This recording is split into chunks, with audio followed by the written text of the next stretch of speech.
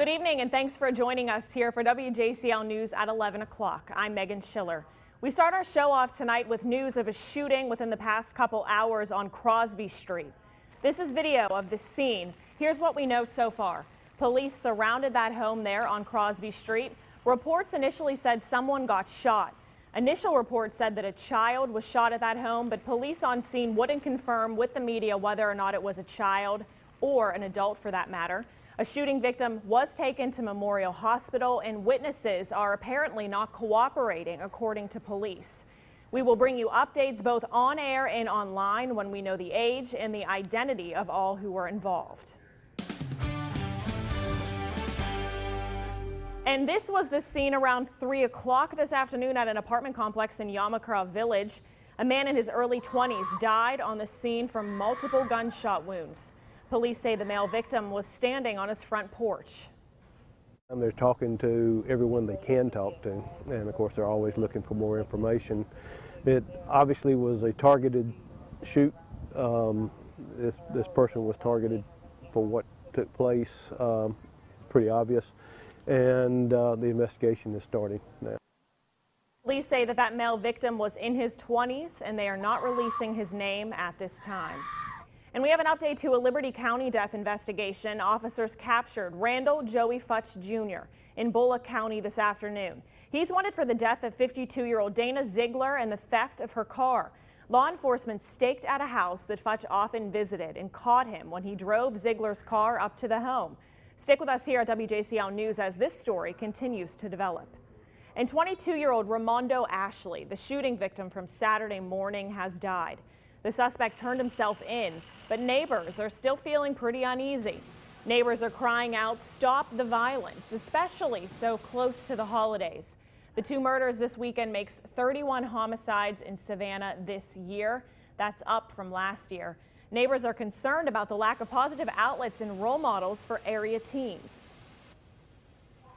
They need to get them boys something to do. Show these kids the right way, man, and let them know, hey, it's other ways besides, killing each other, and going to prison and throwing your life away, because you're not only hurting yourself, you're hurting your family and other families.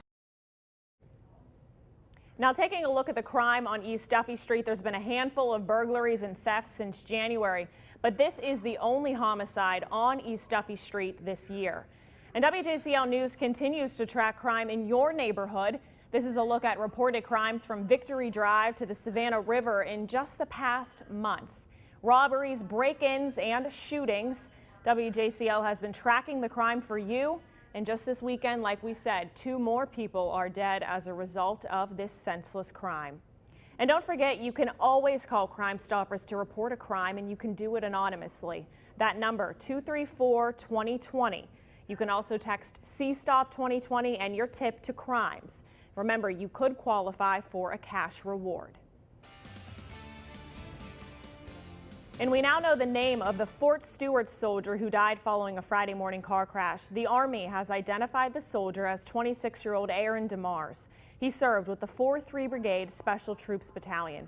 We put a call into the coroner's office this afternoon, and we were told no word yet whether alcohol played a factor in the crash. Georgia State Patrol says it happened on Elma G. Miles Parkway in Hinesville early Friday morning. A driver spotted the car upside down in a pond. The troopers say that DeMars was driving around 95 miles an hour when he lost control. Right there where the record driver is, that's where the car entered the pond at that point. That pole, that light pole up there, that's where he struck that pole and continued moving forward. Once he flipped into the pond, it traveled throughout the night. Coroner reported smelling alcohol on his body, but hasn't said yet if it was in his system. As I said, we will be sure to update you on WJCL.com as well as on air whenever we hear back from the coroner's office. And the chief meteorologist is here with us this weekend telling us how many more days we have to get through this crummy weather. Yeah, it was a kind of a dreary weekend, wasn't it? And it's going to continue, unfortunately, for a little longer as we head into our Christmas week. Bad news. Oh, you get cool for Christmas. Yeah, all right, let's take a look at what's happening out there. We've got more moisture where this came from. We're stuck in a pattern where the clouds and Some occasional impulses of rain are going to continue to move up across the area. Right now we're in a little bit of a break as we look at our live radar. We had some steady rain coming through earlier, but most of that has moved off toward northeast. We still have a little bit of rain in northern Jasper County and Hampton County. We do have some spots of drizzle back across Georgia as well. It looks like another batch of rain will try to move through late tonight. We're tracking that coming up from the southwest, and it could be a little bit heavy at times, mainly in the southern parts of our area, such as around Darien. That's through 7 a.m. So may want to allow a little extra time if you are heading to work in the morning. The streets are going to be on the wet side. And then during the day, we'll likely have some breaks. We'll have some areas of light rain or drizzle through 5 o'clock. It'll be another cool day outside. Maybe not quite as cool as today, but still temperatures are going to be chilly. So your weather headlines, periods of rain are going to continue. And it looks like we're going to have off and on rain all the way up through Christmas Eve. We'll finally clear out on Christmas Day. We'll take a look at your Storm Tracker 7-day in just a bit. Well, school systems across South Carolina say they're thankful for Christmas break for a very different reason this year. Finally, a chance to stop the flu outbreak. The peak of flu season is usually around January or February, but the State Department of Health says that the flu is currently widespread across all of South Carolina. And our coverage continues online. You can see all of our flu coverage on WJCL.com.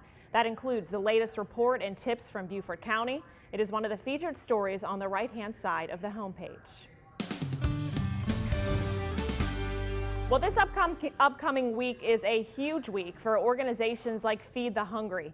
We've compiled a list of upcoming planned holiday dinners. There is a dinner planned for Monday night at the Ramada Hotel in Pooler at 3 p.m.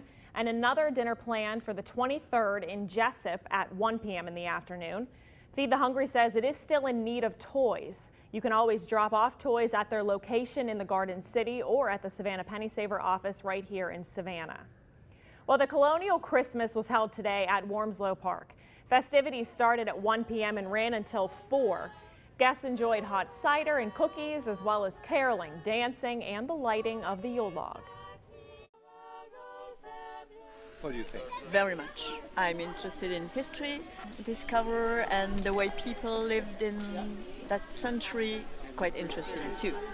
Yes, and it's a bit different from the Christmas that's downtown, you know, the more commercial side of Christmas. This is closer to the genuine festivities and holiday. When Wormslow Park is not celebrating Christmas, they are busy hosting local school field trips, demonstrating how to blacksmith, tailoring, and cooking, among other things, in order to give living history lessons. Well, the bodies of 2 little boys have been discovered after an apartment fire in South Carolina. Spartanburg County fire officials say the boys were between the ages of 6 and 8 years old. Crews were called to the Southern Pines apartment complex just after midnight. Officials say 16 units were evacuated, and the cause of that fire there is still under investigation. And firefighters in Columbia say a space heater caused a fire that killed a 6-month-old baby. The space heater was in the baby's room. A family member tried to save the infant, but the flames were just too intense. Everyone else in the home escaped okay. And coming up on WJCL News, as 2014 comes to an end, we're wrapping up one of the biggest stories of the year, the tragedy on the trestle.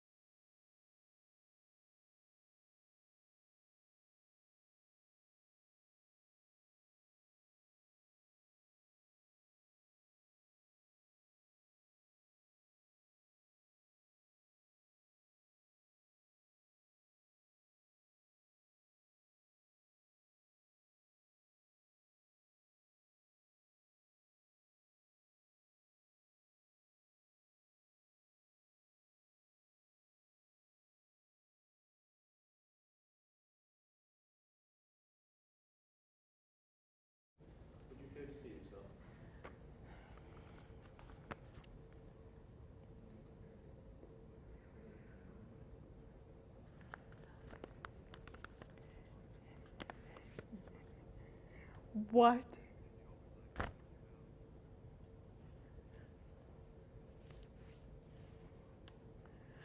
Well, What does that mean? What are main monitors? So,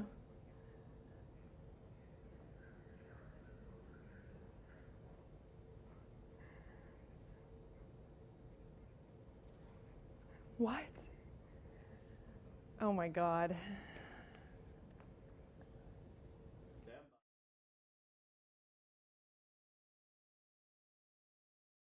And now, WJCL News, working for you.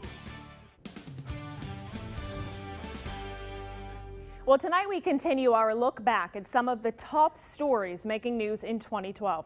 One of those was the tragedy on the trestle. A crew member was killed and another injured when they were hit by a train in Jessup.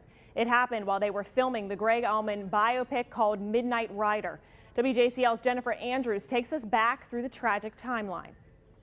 Dramatic video taken by a camera mounted inside the train shows the Midnight Rider crew racing off the bridge as the train barrels down the tracks February 20th. They were filming a scene for the Greg Allman biopic Midnight Rider when the unthinkable happens. The train hits and kills camera assistant Sarah Jones and injures 6 others. Sarah was the first person I saw. She was lying on the side of the tracks dead. While the entire film industry takes action with tributes such as slates to Sarah to honor her memory, and safety seminars are provided to prevent future accidents. Then lawsuits begin piling up by crew members and others. Railroad company CSX Transportation sues the producers, saying they were denied twice to film on the tracks. And later, Jones' parents sue CSX and the movie producers. I believe those who made poor decisions absolutely need to be held accountable. Later, a settlement is reached with Sarah Jones' family. The terms are confidential. Meantime, OSHA proposed nearly $75,000 in fines against the production company. And the movie director, his wife, and executive producer are charged with involuntary manslaughter and criminal trespassing.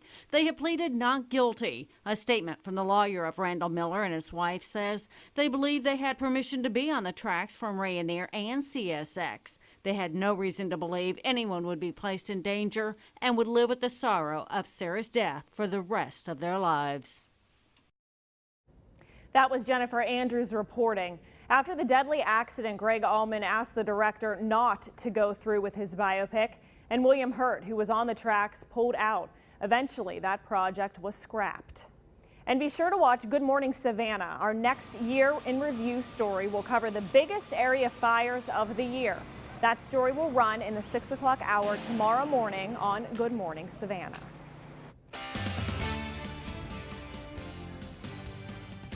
And New York mourns for 2 policemen shot execution style on Saturday night. This morning, city officials attended a mass honoring the NYPD officers at St. Patrick's Cathedral. Cardinal Timothy Dolan officiated. Wen John Liu and Rafael Ramos, who were partners, were shot at point-blank range while sitting inside their patrol car. The suspect shot himself in a nearby subway stop after being pursued by police. He has been identified as Ismail Brensley. He had an extensive criminal history, and authorities in Baltimore believe he shot his former girlfriend before traveling to Brooklyn. Brinsley had made posts online stating that he was angry about the deaths of Eric Garner and Michael Brown and that he wanted to kill police officers. Baltimore security officials tried to warn the NYPD about the postings and the fact that Brinsley was headed to Brooklyn, but they say that that message was received at roughly the exact same time that attack occurred. And a family is in mourning today after a Florida police officer was killed. The Tarpon Springs police officer leaves behind a wife and 5 kids. I just can't believe this. Why would someone shoot our police officers? Why? When they are protecting us. The Pinellas County Sheriff's Office thinks they know. His reason for shooting the officer was he, quote, felt like a caged rat. Sheriff Bob Gualtieri says their suspect has already admitted to the shooting of Tarpon Springs police officers Charles Condek. He took his gun out, which was a .40 caliber handgun that had 7 rounds in it, and he fired them at the officer, striking the officer once in the upper body. It began at 2 this morning as Officer Condek was called out to Grand Boulevard near the Spring Bayou for a noise complaint. Witnesses tell police that moments later, shots were fired. And then he puts the car in reverse, and he backs up out of the driveway, and he runs over the cop. Condek was rushed to a local hospital where he died. Police say the shooter, Marco Perea, fled. As he turned north on Athens, he struck a power pole up there, just about knocked the power pole over, to show you how fast he was going and the impact, how significant the impact was of the collision. He careens off the power pole and into a parked truck. I'm glad they caught him because he needs to pay for what he's done to a father who has children and for his wife. I mean, this is wrong. Coming up on the other side of the break, new developments in the drama over the movie The Interview. Hear why some people say we're going to see this movie sooner or later.